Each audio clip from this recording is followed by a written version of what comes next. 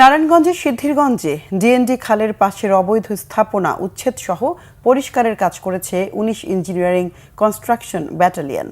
দুপুরে সিদ্ধিরগঞ্জের মিজমিজির তালতলা ক্লাব এলাকা থেকে উচ্ছেদ অভিযান শুরু হয়। এ সময় প্রকল্প কর্মকর্তা প্রকৌশলী মেজর এস.এম. সাকিব আজওয়াত জানান, গত কয়েকদিনের বৃষ্টিতে ডিএনডি প্রকল্পের অভ্যন্তরীণ কিছু কিছু এলাকায় পানি জমলে ২৪ ঘন্টার মধ্যে তা অপসারণ করা হয়েছে। প্রকল্পের সুফল সব সময়ের জন্য ভোগ করতে চাইলে খালগুলো রক্ষণাবেক্ষণের পাশাপাশি জনসচেতনতা বাড়াতে হবে, যাতে করে ময়লা ফেলে খালগুলো ভরাট না করা হয়। এছাড়া ডিএনডি প্রকল্পের বাইরে কিছু এলাকা রয়েছে যেগুলো নারায়ণগঞ্জের অন্তর্ভুক্ত, যেমন ফতুল্লা, লালপুর, ইসদাইর ও গাবতলী এলাকাগুলো নিচু হওয়ার কারণে এসব এলাকায় জলাবদ্ধতা দেখা যায়। এসব এলাকা প্রকল্পের অন্তর্ভুক্ত নয় বলেও জানান তিনি।